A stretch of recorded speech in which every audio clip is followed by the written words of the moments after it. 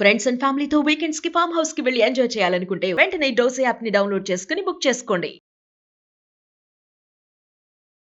నమస్తే రమ్మగారు. నమస్తే జయ. రమ్మగారు, భక్తి ఉండాలి, దేవుడి మీద నమ్మకం ఉండాలి, గౌరవం ఉండాలి, అన్నీ ఉండాలి.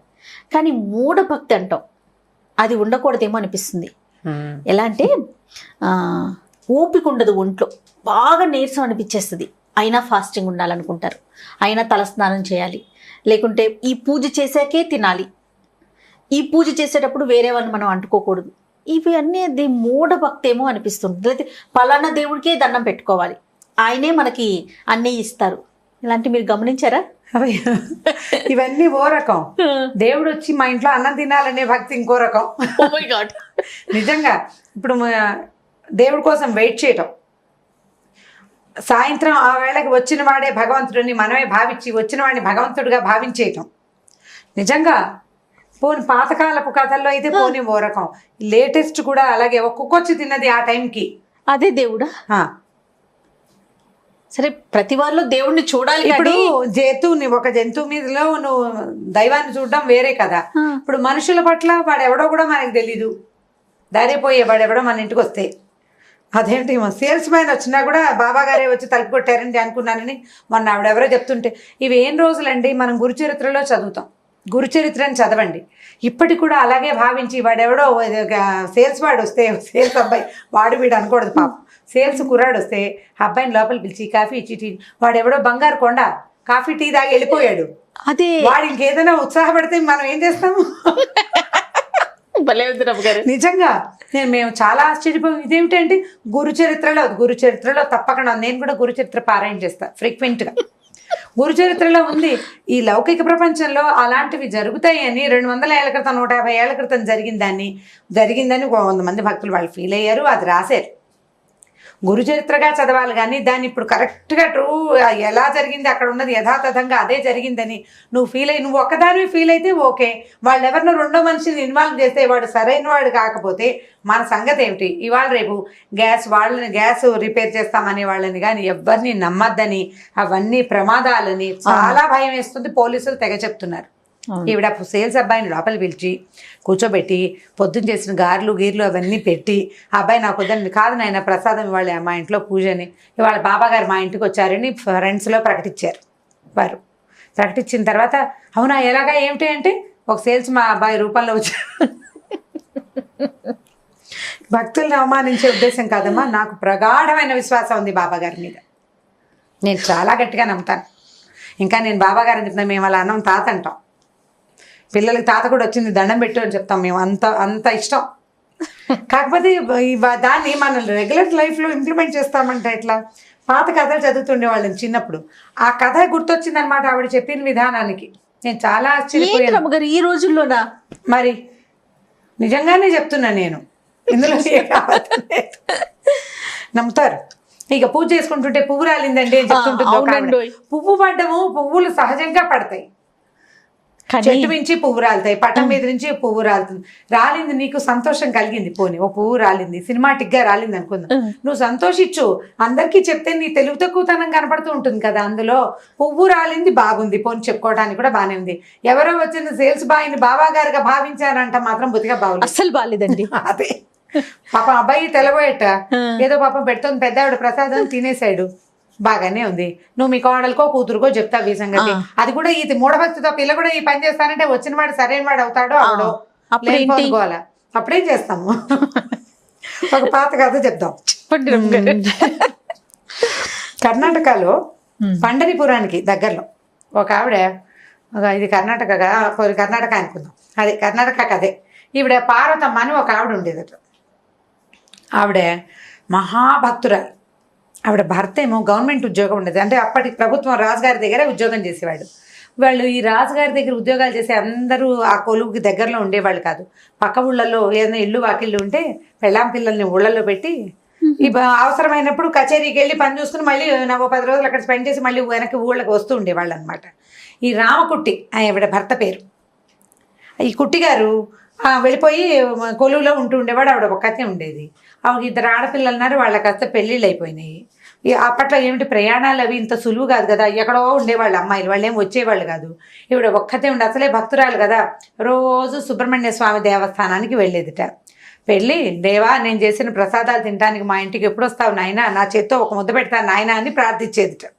ప్రతిరోజు ఓ ముద్ద పెడతాను అని ప్రార్థిస్తుంటే ఆ గుడి పూజారి ఒకరోజు అలాగే రేపు సాయంత్రం మీ ఇంటికి వచ్చి నీ కోరిక తీరుస్తానని ఈ దేవుడు వెనకాల నుంచుని చెప్పాడు.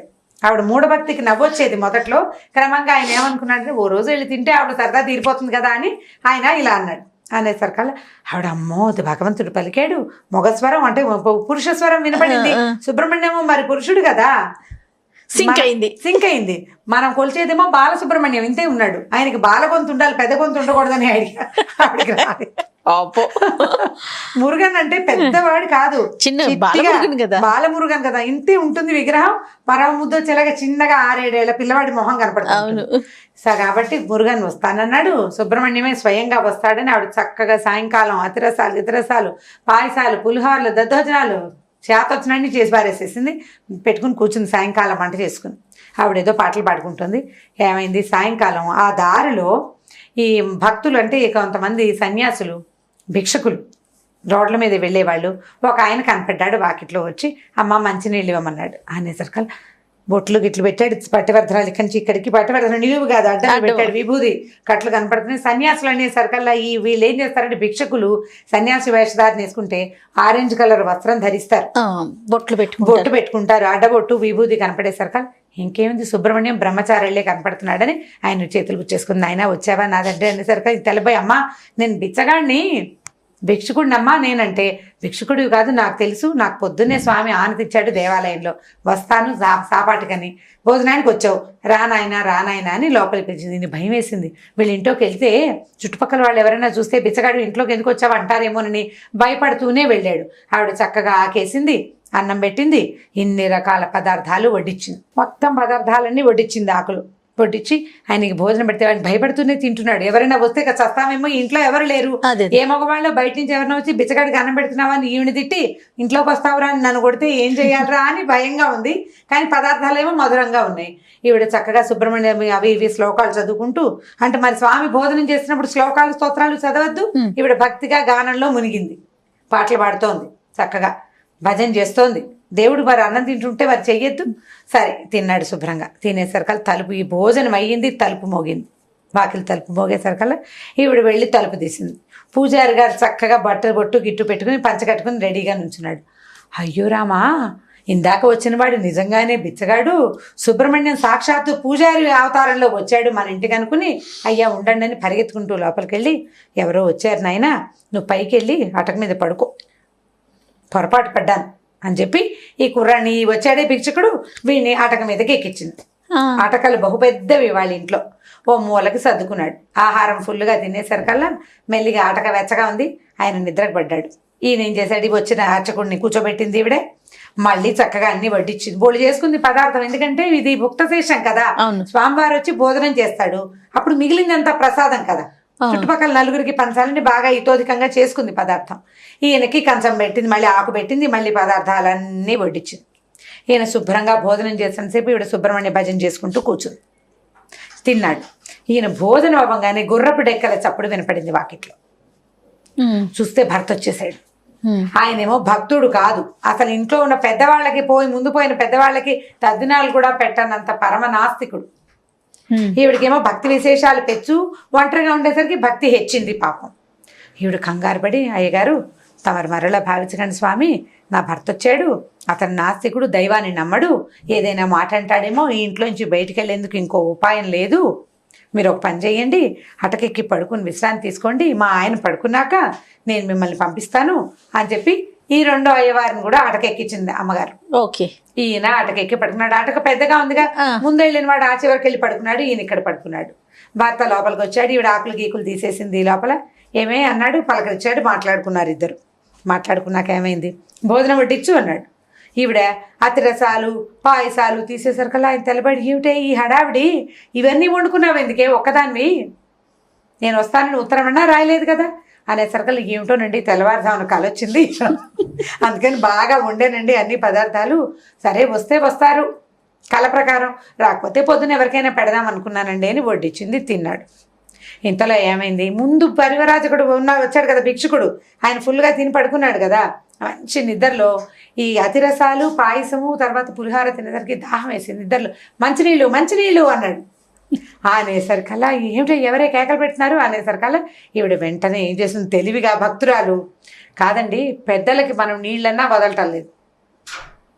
ముందు మన ఇంట్లో పోయిన మీ నాన్నకి మీ తాతకి మీ అవ్వకి ఎవరికి నీళ్ళు వదలటంలా. ఆ పెద్దలు రోజు పిలుస్తున్నారండి, ఆ నీళ్ళ కోసం పిలుస్తున్నారు అని ఆ అటక వైపుకి తిరిగి, అయ్యా పెద్దవాడా నువ్వు ఎక్కడ వాడువో ఇక్కడికి వచ్చి కూర్చున్నావు, ఈ అటక మీద కొంచెం అవతలకి కొబ్బరికాయలు ఉన్నాయి, కొంచెం యువతలకి పొత్రం ఉంది, ఆ పొత్రం మీద ఆ కొబ్బరికాయ కొట్టుకుని అవే మంచినీళ్ళని పుచ్చుకో నాయన, పుచ్చుకొని శాంతించు, నా భర్త భోజనం చేస్తున్నాడు అని చెప్పింది. చెప్పేసరికల్లా ఈ భిక్షకుడికి అర్థమైంది, ఓహో ఈవిడ భర్త వచ్చాడు మంచినీళ్ళు తాగమంటోంది అని ఆలోచించుకుని ఏం చేశాడు, అటు ఇటు వెతికాడు, కొబ్బరికాయ దొరికింది. ఇప్పుడు పొత్రం దొరకాలి, ఆ అటు ఇటు కదిలేసరికల్లా పూజారి ఉన్నాడు కదా, ఆయనకి నున్నటి గుండు, వీడి చేతికి ఆ గుండు తగిలింది. అదే గుండ్రాయనుకుని ఈ కొబ్బరికాయ ఠాపామని కొట్టాడు. కొట్టేసరికల్లా పడుకున్న పూజారికే ఉవ్వమని లేచాడు. అయ్యే బాబోయ్ చచ్చాను రో, దేవుడో ఏరేసరికల్లా ఈ కింద ఉన్న ఆయన తెలిపాడు, ఇదేమిటి 2 గొంతులు వినపడుతుంది. అవునండి మీ నాన్న తాత పెద్దలు అరుస్తున్నారండి, నీళ్ళు వదలమని అరుస్తున్నారు, మీ వల్ల ఇలా అయింది చూసారా, ఇన్ని రోజుల నుంచి వాళ్ళని నేను ఆపాను, నా భర్త వచ్చి మీకు నీళ్ళు వదులుతాడు ఉండండి అని ఆపాను, ఇప్పుడు మీరు వచ్చేసరికల్లా వాళ్ళిద్దరు అరుస్తున్నారండి అంది. అనేసరికల్లా ఏమైంది, ఈయన ఎత్తి మీద తగిలిందిగా వీడు వెంటనే ఈయన గబగబా లేచి ఆ చీకట్లో తడుగుకున్నారు. మామూలుగానే అప్పటికి లైట్లు లేవు, ఏదో దీపాల వెలుగులో పనులు కానించుకునేవాళ్ళు. అటక మీద చీకటి గుయ్యాలి, ఇంకా చీకటి కదా, ఇంకా చీకటి కోణం కదా. సరే ఏమైంది, ఇద్దరు చేతులు పుచ్చుకునేసరికల్లా ఒకళ్ళ చేతులు ఒకళ్ళకి అందినాయి. అందేసరికల్లా ఇద్దరు తనుకుని కిందకి పడ్డారు అటక మీద నుంచి. పడేసరికల్లా ఈయన అన్నం తింటున్నాయన హడిలిపోయాడు. బాబోయ్ పెద్దలు ఇంట్లో దూకేస్తున్నారనుకుని ఆయన ఒక్క గంతులో పరిగెత్తుకుంటూ బయటికి వెళ్ళిపోయాడు. ఆయన బయట పరిగెత్తి ఏం చేశాడు, పెద్దలు వీళ్ళిద్దరు కూడా వచ్చారు, మరి వెనకాల వాళ్ళు బయటికి వెళ్ళాలి కదా, ఈ ఇద్దరు స్వాములు కూడా బయటికి పరిగెత్తేసరికల్లా పెద్దవాళ్ళు తన వెంట పడుతున్నారనుకుని, బాబు మీకు నీళ్ళు వదులుతాను పాలు వదులుతాను అన్ని వదులుతాను నాయన, నన్ను వదిలిపెట్టేసేయండి అని గవాళ్ళు ఎక్కిన గుర్రం ఎక్కొచ్చాడు కదా, దాని మీదకి చెంగుమని ఒక దూకి గుర్రాన్ని పరిగెత్తిచ్చాడు. గుర్రానికి పక్కన ఇంత చెర్నాకోలు ఉంటుంది, ఆ చెర్నాకోలని ఇట్లా విసిరితే పరిగెడుతుంది. ఈయన ఈ కంగారులో గబా విసిరేసేసాడు ఆ చెర్నాకోలని. విసిరేసరికల్లా కొంచెం దానికి కొస ఉంటుంది దూరంగా, వెనక్కి వేసినప్పుడు ఆయన వీపు మీదే తగులుతోంది. అది వీపు మీద ఒకసారి గుర్రానికి ఒకసారి తగులుతోంది. వీపు మీద తగిలేసరికి ఏమనుకున్నాడు, ఈ పెద్దవాళ్ళు తన వెనకాలే వస్తున్నారు. బాబోయ్ నన్ను వదిలిపెట్టండి, నీళ్ళే కదా ప్రతి సంవత్సరం వదిలిపెడతాను నాయన, కాశీ వెళ్ళి రామేశ్వరం వెళ్ళి మీకు నీళ్ళు వదిలిపెడతాను, నన్ను వదిలేయండి అని పరుగులు ఆ గుర్రం మీద పరిగెత్తేసాడు. వీళ్ళిద్దరూ బతుకు జీవుడాన్ని చెరో పక్కకి వెళ్ళిపోయారు వాళ్ళిద్దరు. ఈవిడ ఈ భగవంతుడు తనకి కల్పించిన ఈ లీలా విశేషాన్ని చూస్తూ మరి ఇంకేమనాలి, కాసేపు అయ్యాక మెల్లిగా శాంతపడి భర్త ఆయనే తిరిగి వస్తాడులేని స్థిమితంగా కూర్చుంది. ఇక మరుసటి సంవత్సరం నుంచి తద్దినాలు పెట్టుకున్నారనమాట. ఈవిడ మూఢభక్తి ఈ స్థితికి తీసుకొచ్చింది కంచికి మనం ఇంటికి. చాలా బాగుందండి, దీనికి ఒక మోరల్ ఉంది, ప్లస్ మంచి బాగుంటుంది, పిల్లలకి చెప్తానికి ఇంట్రెస్టింగ్ గా అనిపిస్తుంది. పిల్లలకే కాదు పెద్దవాళ్ళకు కూడా చెప్పండి. భక్తి కథల్ని భక్తి కథగానే తెలుసుకోవాలి, అంతేగాని అది మన జీవితంలో జరుగుతుందేమోనని ఆలోచించకూడదు. రైట్, ఓకే రమ్య గారు, థ్యాంక్ యూ, నమస్తే.